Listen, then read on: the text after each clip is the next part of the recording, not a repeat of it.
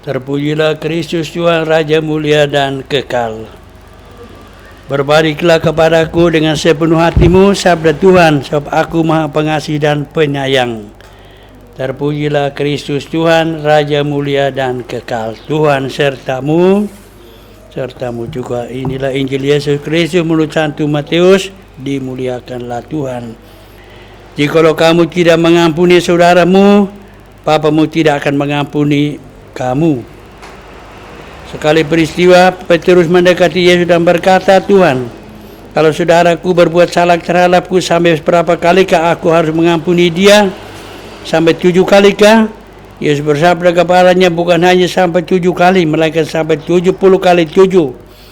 Karena itu kerajaan Allah seumpama seorang raja yang hendak mengadakan perhitungan dengan hamba-hambanya. Tatkala memulai perhitungan itu, ia dihadapkan kepada seorang yang berutang 80.000 talenta. Tapi sebab ia tidak dapat melunaskan utangnya, raja itu menyuruh supaya dia, anak dan istrinya dan segala melunaskan utangnya. Raja itu menyuruh supaya anak dan istrinya dan segala harta bendanya dijual untuk melunaskan utangnya itu. Hamba itu bersujud dan memohon, Tuhan bersabarlah kepadaku dan seluruh utangku akan dikulunaskan. Raja itu berkasihan dan akan hambanya. Hamba itu dilepaskan dan seluruh utangnya dihapus. Akan tetapi tatkala hamba itu keluar, ia bertemu dengan seorang kawannya yang berutang padanya 100 dinar. Ia memegang dan mencekik kawannya itu serta berkata, bayarlah utangmu. Lalu bersujudlah kawannya itu dan mohon, bersabarlah kepadaku, sebab seluruh hutangku akan kulunaskan. Tapi ia menolak dan memasukkan kawannya ke dalam penjara hingga hutangnya dilunaskan. Melihat kejadian itu, kawan-kawannya merasa sangat sedih dan melaporkan peristiwa itu kepada raja. Maka raja memanggil hamba itu dan berkata kepadanya, hai hamba yang jahat, seluruh utangmu telah kuhapus. Karena engkau memintanya, bukankah sebaiknya engkau pun berkasihan akan sesamamu seperti aku telah berkasihan akan engkau? Dalam murkanya, raja menyerahkan hamba itu kepada algojo sehingga seluruh hutangnya dilunaskan. Demikianlah Bapakku di surga akan bertindak terhadap kamu jika kamu tidak mengampuni saudaramu dengan ikhlas hati. Demikianlah Injil Tuhan.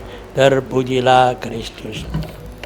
Ibu bapa dan saudara-saudara sekalian, tidak ada manusia yang tidak berdosa di dunia ini selain Bunda Maria yang dibebaskan daripada dosa asal.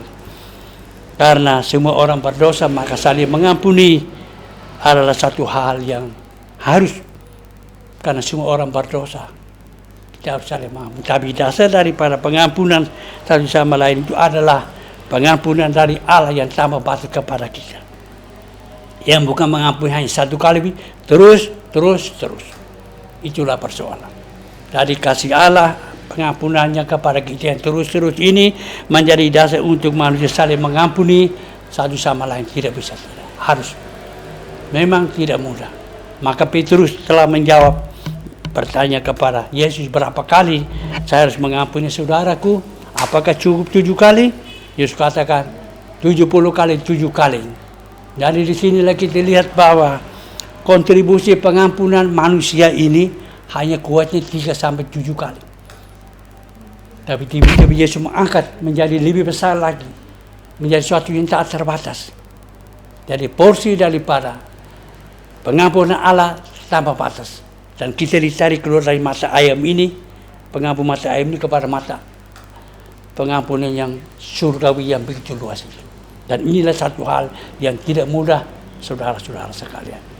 Pengampunan kita yang mata ayam kecil ini harus dicari kepada satu barang yang mendunia. Satu barang yang tidak mudah. Tapi kalau kita percaya dan roh Tuhan itu ada pada kita, pasti kita bisa. Pengalaman Yesus sendiri dalam memberi pengampunan.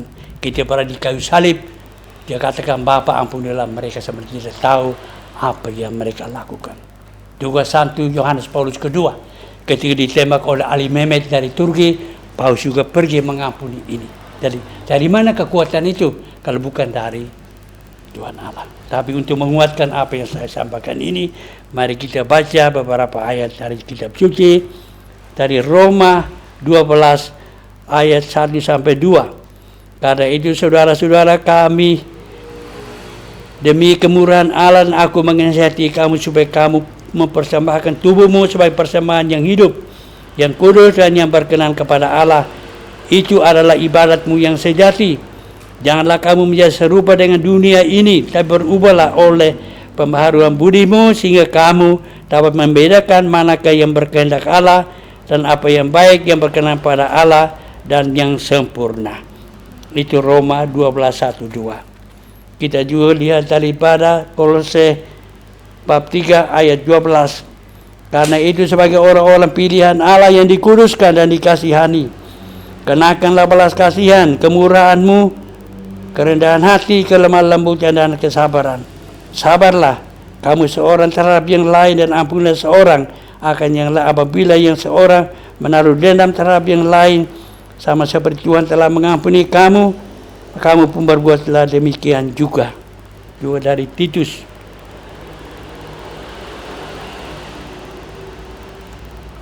Titus bab 3 ayat 5 ditulis, pada waktu itu dia telah menyelamatkan kita bukan karena perbuatan baik yang telah kita lakukan, tapi karena rahmat-Nya yang oleh permandian, kelahiran kembali dan oleh pembaharuan yang dikerjakan oleh Roh Kudus yang sudah dilimpahkannya kepada kita oleh Tuhan kita Yesus Kristus sebagai juru selamat kita. Jadi permandian juga sumber kekuatan untuk membuat kita bisa memberi pengampunan kepada orang lain. Karena ini rahmat yang Tuhan berikan secara bebas.